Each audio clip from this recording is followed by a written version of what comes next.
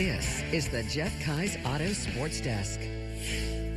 The Patriots make history. The Blue Devils try to go back-to-back, and Chenango Forks heads to its first Final Four ever.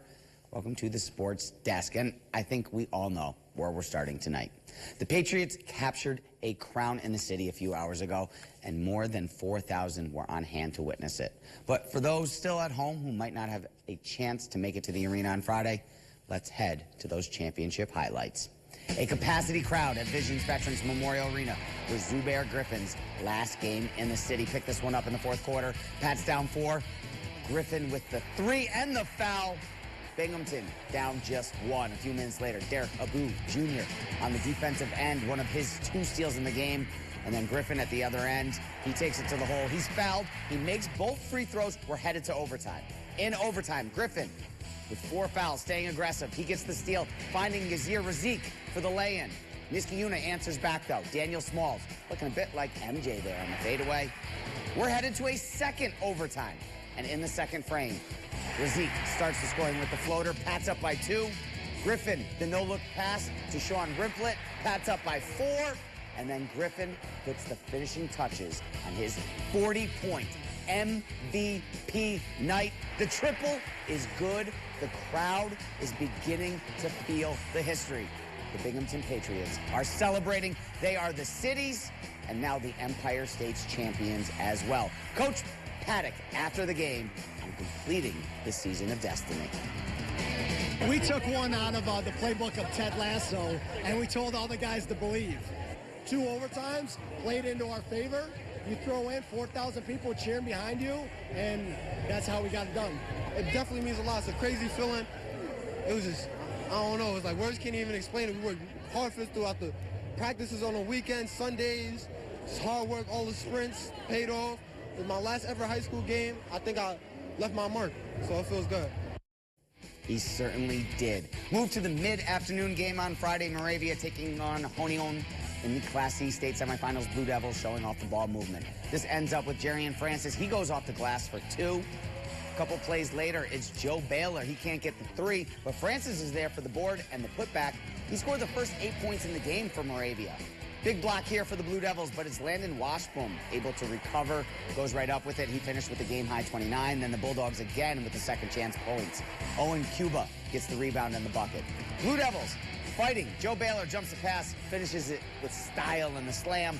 24 points for Baylor to lead the way. But the Bulldogs and the Washbooms, this time it's Dylan Washboom, the pump fake, the Euro step, the finish. And the Bulldogs closing out and pulling away. Big brother Landon here, the steal, the finish at the other end. Moravia unable to go back-to-back as state champs as they fall 63-55. Head coach Todd Mulvaney after the game on his team's resiliency in a loss. Just so proud of them, and I expect nothing but that out of all of them. Whether it's the game of basketball or the game of life, they're not going to stay down. Like, things are going to go wrong. That's when adversity strikes, but the real winners step up in that situation. While we didn't win on the scoreboard, we're going to fight to the end, and that's what these guys do. We head to the girls' state semis now, and the Capital District, as Chenango Forks took the school's first trip to the state Final Four in a matchup with Section 5's Hornell's Red Raiders. Hudson Valley Community College hosting the girls' championships. We picked this one up in the second. Hornell moving the ball around. It finds its way to Reagan Evingham. She knocks down the 3, and Hornell leads by 7. Less than 30 to go in the half. Jordan Erickson Horror answers for Forks. She stops on a dime, hits the mid-ranger. Forks down 6 at the break. Reagan Hughes cuts it in half with the triple from the corner. Red Raiders go on a run, though, in the third. Selena Maldonado takes it down the court. She feeds Jordan Dyring. Maggie Warpus, though, answering back and fired up. She responds. Erickson again, another mid-range jumper. Forks was in 4, but Hornell's shooting too deadly from deep. And the Blue Devils finish the year at 19-6, your Section 4 champs after the 53-47 loss. There was also playoffs on the ice in the city of Binghamton on Friday as the Binghamton Buzz tried to punch its ticket to the national championships and capture an East Division crown.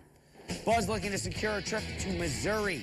We're scoreless in the first period when Jason DiMatteo, he pings the top corner there, and the Buzz are up 1-0 in the middle of the first. Binghamton goalie Dalton Elliott starting to stand on his head after that, shutting the door with the save. Buzz 1-0 after the first period, second period. Griffin Gagnon goes side to side for the goal, and the Buzz are up 2-0. And that's all Elliott would need on Friday night. Big save here on the breakaway. Elliott finished with 41 saves in the game. Buzz go up 3-0 here on Joey Roselli's goal. They make it 4-0 with an empty netter. Head coach Gaetano Mariano spoke after the matchup about his team's performance over the weekend. Our front are disciplined. There's a lot of plays that they could have lost their cool, but they kept their heads, and it allowed us to keep on the power play, not the penalty kill, and it just overall led to the win this weekend. And finally, Cornell Big Red in the women's Frozen Four in Minnesota, facing off with number 2 Ohio State. Game was tied at 2 in the third period, but 2 goals from the Buckeyes. And the final frame ends Big Red's season in the national semis 4-2. And going back to that basketball game, like, basketball's not my favorite sport, but seeing and hearing all of the response from it in this big win, makes me love it a little bit. It kept growing. Yeah. It was a little bit at the beginning of the season, and just throughout, you could kind of feel it. The Stack Championship a couple of weeks ago, then Section 4, and I'm not going to have a voice by Monday. I mean, I may be taking off Tuesday and Wednesday as well. All right. Well, thank you so much, Jack. And don't go anywhere. We do have one final story coming up after net.